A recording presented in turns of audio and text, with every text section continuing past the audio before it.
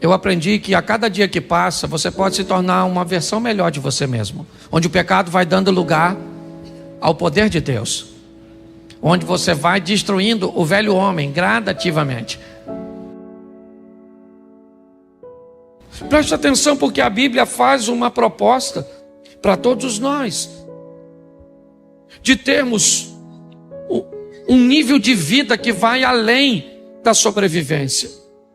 Mas aí vem a minha pergunta: o que é mais difícil, ir para o céu ou viver na terra? Se consegue me responder isso de forma rápida? O que é mais difícil, gente? Ir para o céu ou viver na terra? O que é mais difícil? Ir para o... uma pergunta que me parece estar bem equivocada. É muito mais fácil ir para o céu, no que diz respeito ao ensinamento bíblico, do que viver na terra. Qual é o grande problema da vida aqui? É que me parece que diante de nós está um espelho. E o que ele faz? Reflete tudo aquilo que nós fazemos. Tudo aquilo que nós fazemos provavelmente vai virar ou vai voltar para nós de alguma forma. Só que nós não temos testemunhas ao nosso lado o tempo inteiro, observando aquilo que fizemos e fazemos, quer de forma explícita ou implícita. Mas a verdade é que o texto que nós lemos, e eu já vou mostrar ele para vocês, fala de um camarada que não tinha problema com os céus. Você não vai ver Davi, tudo bem que nós estamos no Velho Testamento, mas você vê que Davi teve muitos altos e baixos. Mas chegou um momento que ele entendeu o que acontecia com ele. E esse texto que lemos faz parte disso. Por quê? Porque quer no casamento, na criação de filhos, quer nas nossas questões financeiras, quer nos nossos estudos, quer em todos os ambientes, na maioria das vezes, parece que tem alguém atrapalhando a nossa vida. Parece que tem alguém criando uma confusão na nossa vida. Eu não sei se você já parou, basta você conversar com as pessoas que há sempre um culpado para que aquilo esteja acontecendo. E pior, elas acham muito mais difícil chegar no céu. Mas segundo a Bíblia, chegar no céu é muito fácil. Primeiro, você vai receber algo que você não merece, porque Ele é misericordioso. Então, se você está buscando merecimento para entrar no céu, você está perdido. Não vai entrar nunca. Porque melhor que você seja, você nunca vai merecer. A minha pergunta é: um Deus que quer nos salvar, criaria um sistema tão difícil de ser alcançado? Não. Por que é que pessoas então nos oprimem tanto, buscando fazer com que creiamos que não temos direito a entrar no céu? Talvez seja uma boa pergunta. Por que é que pessoas dificultam tanto, estabelecendo condições que a Bíblia nunca falou que era necessária para entrar no reino de Deus? Então, primeiro eu preciso mostrar a você que entrar no céu é fácil.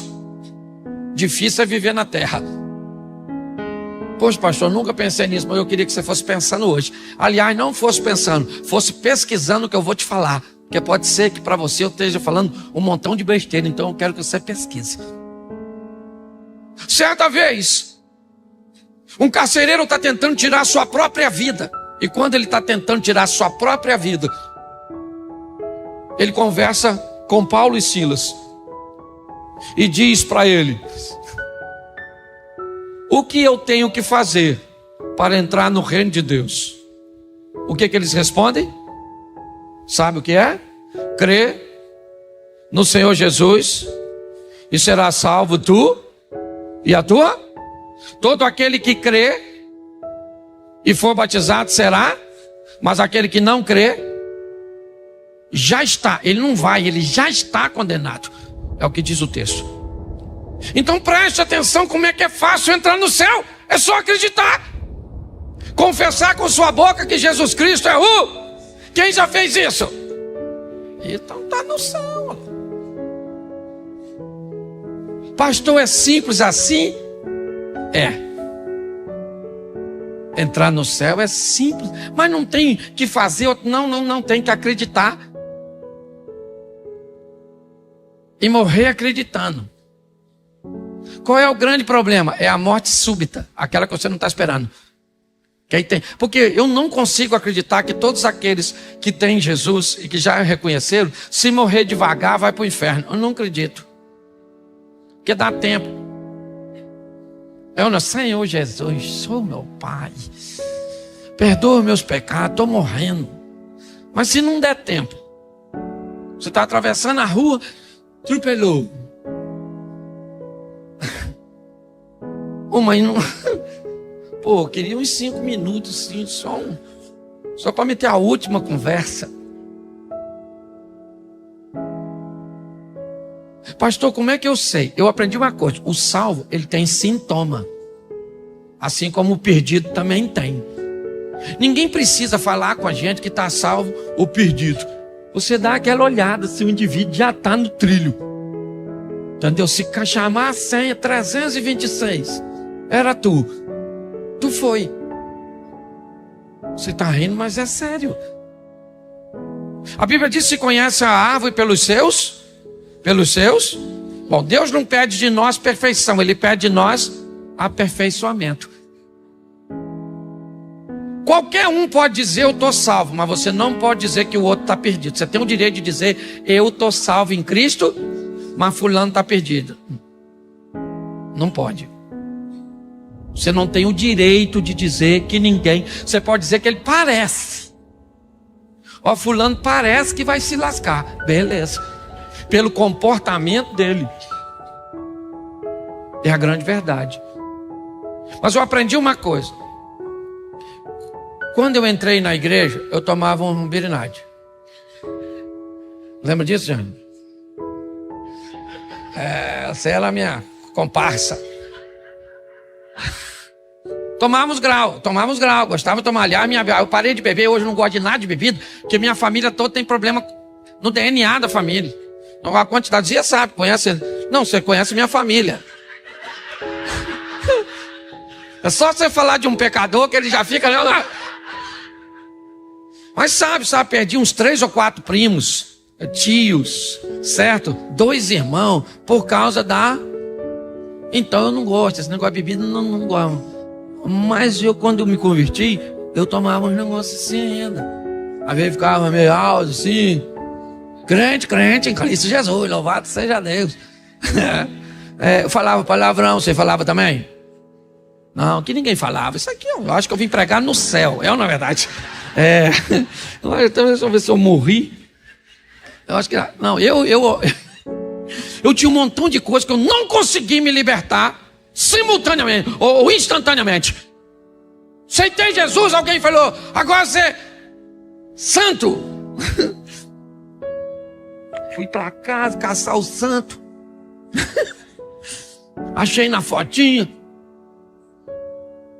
no crucifixo, mas estava ruim de achar em mim. E até hoje eu ainda procurando. Não com tanta diligência quanto antes. Eu aprendi que a cada dia que passa, você pode se tornar uma versão melhor de você mesmo. Onde o pecado vai dando lugar ao poder de Deus. Onde você vai destruindo o velho homem gradativamente. Mas você vai conseguir destruir tudo, sim ou não? Não, o apóstolo Paulo tentou. Estou com uns pins na carne, o que Deus disse, Paulinho? A minha graça te basta. Porque o meu poder se aperfeiçoa Então ninguém nunca vai ser perfeito. Então para de achar que você vai ser perfeito. Agora também você não pode ser não cego demais. Porque senão quer dizer que você está perto do chifrudo. Você olha para a pessoa e diz, nossa, essa pessoa é uma pessoa mansa. 364 dias. Um dia ela estourou. Não, vou matar todo mundo. Deixou de ser crente? Não, só mostrou que não é perfeito. Entendeu? Lá uma vez ou outra você tem uma vontadezinha esquisita. O bom de estar aqui é que eu olho para todo mundo. Eu vejo quem tira o olho de mim, eu vejo quem ri, eu vejo quem cutuca o outro. Aí, ó. Certo? Aqui nós vamos descobrindo os pecadores. Não é? Um negócio legal, porque você é gente. E se você achar que não pode sentir isso, o que você precisa entender é que você tem que ter domínio sobre isso. Então você tem que ter vontade. Mas não. Entendeu? Queria esganar. Morde a língua. Depois fala com Deus. Senhor, o Senhor sabe que eu, em pensamento, matei, esquartejei, enterrei. O Senhor sabe até onde que eu fiz aqui. Certo? Que você é gente. Hoje eu vejo pessoas buscando uma santidade utópica, inexistente, um relacionamento com Deus que não existe. Um dia vai existir, porque quando vier o que é perfeito, então o que é em parte vai ser aniquilado, e você vai receber um novo corpo, um novo nome, amém? E aí você vai estar com ele em glória, aí é beleza. Mas enquanto estiver aqui, meu filho, você tem que entender. Então eu aprendi uma coisa na minha vida, que fé e temor a Deus me leva para o céu, mas não me dá uma vida boa aqui na terra. Vida boa aqui na terra, eu preciso, vida boa de verdade, ok? Então estou falando boa de verdade, está em viver dentro dos princípios e valores de Deus. E um deles, que não dá para falar de muitos, é a lei da semeadura. Me entenda bem. Quem vive bem aqui na terra, obedecendo valores e princípios que estão na Bíblia e algumas pessoas sequer são capazes de notar, porque muitas vezes parece que não está na Bíblia, ou a Bíblia não te ensina a buscar fazer tudo o que você for fazer da melhor maneira possível. Como é que se faz algo da melhor maneira possível? Obtendo o máximo de conhecimento possível em torno daquilo que vai ser executado. E como é que se reúne o máximo possível de informação daquilo que precisa ser executado? Estudando, adquirindo informação, conhecimento, ferramentas. A Bíblia diz isso. Porém, quando você vê alguém que não frequenta a igreja, mas que buscou o máximo de informação daquilo que vai executar, executa aquilo com maestria, é alguém que aprendeu a fazer aquilo que veio à sua mão da melhor maneira possível, tem sucesso. Mas não faz sentido, porque o cara está num ambiente idólatra. E eu estou num ambiente religioso, crendo no Deus Todo-Poderoso e com fé em Cristo. Isso vai fazer você ir para o céu, não viver bem aqui na terra. Isso também não significa que esse que cumpriu os princípios sem fé vai para o céu. São duas coisas distintas. Aliás, a Bíblia sempre fez essa distinção: vida terrena, vida eterna. Você vê que o salmista tem uma crise muito grande quando ele olha para um ímpio prosperando. O que nós temos que entender é a maturidade, ou ter a maturidade para entender que os princípios e valores, quando são obedecidos, me traz uma prosperidade terrena. Que a fé e o temor a Deus me levam para o céu. E se eu quero viver o que a Bíblia me oferece como proposta, eu tenho que unir as duas coisas. Viver uma vida excelente aqui na terra e depois ir para o céu. E deixa eu te dizer uma coisa: você tem o direito de escolher o que planta, mas não tem direito de escolher o que colhe. O plantio, ele é opcional, a colheita é obrigatória. Se tu não gosta do que anda colhendo, é só mudar o que tu está plantando. Eu comecei a fazer uma leitura de que o que as pessoas recebiam e o que elas viviam era um contraste muito grande. E eu comecei a me perguntar o porquê. Se as pessoas ouvem a mesma palavra, por que é que existem tantos resultados diferentes? Por que é que existe uma boa gama de pessoas que não conseguem viver o milagre, que não conseguem ver a porta se abrir, as coisas acontecerem? E isso me preocupou, porque quando as pessoas demoram ou não têm os sinais na sua vida daquilo que se é pregado, inevitavelmente é só uma questão de tempo até elas questionarem a possibilidade de estar ouvindo uma mentira, a possibilidade de que a igreja está comprando informações ou oferecendo às pessoas algum nível de recompensa para que elas venham contar uma mentira em seus testemunhos. Já que eu estou há tanto tempo aqui na campanha e nada acontece na minha vida, por que é que acontece na vida dos outros? Baseado nisso, eu quero conversar um pouco com vocês, pois talvez eu consiga dar uma direção a vocês, assim como recebi, porque foi uma pergunta que eu comecei a fazer, agora medindo, entendendo que algumas pessoas não viviam as promessas, ainda que elas fossem verdadeiras. Algumas pessoas não alcançavam a mudança, ainda que elas existissem. Para mim, talvez, fora mais fácil entender isso, porque também chegava aos meus ouvidos, ao gabinete, os milagres que as pessoas tinham vivido, as curas que as pessoas viviam. Mas nem todos tinham ciência disso. Para a estrutura da vida. Aqui nós vemos a formação das árvores, da relva. Nós vemos aqui a flora.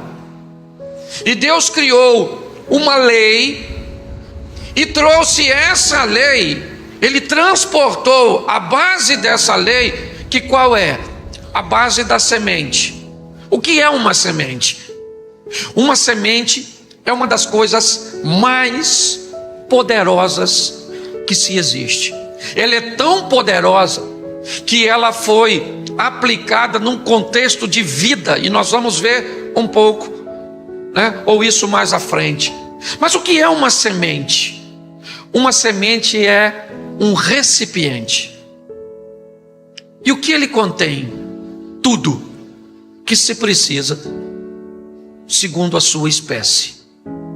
O que tem numa semente? Raízes. O que tem numa semente? Caule. O que tem numa semente? Folhas. O que tem numa semente? Flor. O que tem numa semente? Fruto. E o que tem numa semente? Semente. A semente é uma proposta de futuro, de sustentabilidade, de algo que contém tudo o que eu preciso para o meu amanhã. Entender que Deus estabelece isso, dizendo que cada semente produz segundo a sua espécie. É muito interessante, porque uma semente só poderia ter tudo, mas não tem. Ela vai agir segundo a sua espécie. Nós acabamos de ouvir uma palavra de oferta, e preste atenção. 2 Crônicas capítulo 9, verso 6. Não vos enganeis, de Deus não se zomba. Tudo que o homem semear, isso também, perdão, eu misturei, usei Gálatas 6, 7, né? Mas olha só, a Bíblia diz que aquele, voltando a Coríntios 9, 6, aquele que semeia pouco ceifará. Aquele que semeia em abundância também. Olha, Deus usando a base da semente vai estabelecer dinheiro, porque quando eu pretendo viver alguma coisa na área financeira, o que eu semeio? Dinheiro, porque ele vai produzir segundo a sua espécie. Eu não posso querer colher aquilo que eu não estou plantando. Aí eu vou para Gálatas 6:7. Deus não se deixa escarnecer, porque tudo o que o homem semear, isso também se fará. Tudo. O que eu preciso na minha vida? Dinheiro. Então eu preciso semear o quê? Dinheiro.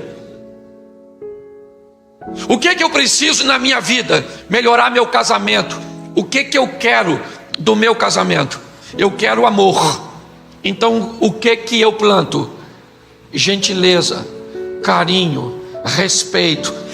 Porque dizer que eu planto amor, o que é amor? O que é amor? Amor é um conjunto de coisas. Aí eu planto amor, tá bom. Eu acho que talvez por isso que ninguém consegue plantar amor. Porque o que é amor? Ninguém consegue definir o que é amor. Amor é um conjunto de coisas. Então tem gente que está querendo ser amada, dizendo que vai plantar amor, mas me diga o que é que tu tem plantado. E deixa eu te dizer uma coisa: você tem o direito de escolher o que planta, mas não tem direito de escolher o que colhe. O plantio, ele é opcional, a colheita é obrigatória. Se tu não gosta do que anda colhendo, é só mudar o que tu está plantando. Essa lei de semeadura, eu apenas entendo que eu recebo o reflexo daquilo que eu faço. Então eu preciso definir o que eu quero colher. Eu planto segundo a espécie do que eu quero. Eu quero colher saúde. O que eu planto? Uma vida saudável. O que eu como, o que eu bebo, quanto tempo eu durmo, meu nível de estresse. Entendeu? Aí você planta o quê? A gordura da picanha. Dorme que hora? 3 da manhã. Toma o quê? Não toma água. Não toma água. Tem gente que passa o dia e toma refrigerante, café, suco, porque é tudo líquido. Mas líquido nenhum substitui isso aí. Aí o que a gente faz? Ora para ter saúde. Claro. Vamos plantar a semente da orar, porque plantando oração eu vou ter... Não, você vai ter poder.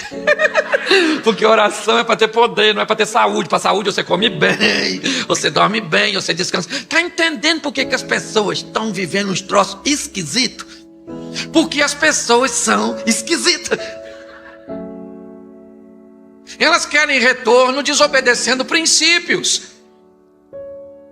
E os princípios são claros demais. Como diria o árbitro aí, Arnaldo César Coelho, a regra é clara. Já cansei de ver gente, vou orar para Deus me dar dinheiro. Sensacional, manda bala. Quando conseguir me avisa. Pastor, tá ruim, hein? A linha de crédito do céu tá fechada, meu filho. A crise chegou lá, deve ter mensalão no meio dos anjos. É porque você está semeando a coisa errada. Se você ora bastante, provavelmente vai ter poder, vai ter coisas fantásticas oriundas da oração. Eu não estou dizendo que você não pode orar, não. A Bíblia mesmo diz que nós temos que orar pelos enfermos. Entenda bem. Eu estou falando sobre vida, não é momento. Isso é momento que você ficou doente, aconteceu alguma coisa, eu não é? E aí sim, vamos entrar com oração, a igreja vai clamar. A Bíblia diz que nós devemos orar sem cessar. Só que as pessoas estão semeando uma coisa e esperando outra. Esse é o problema.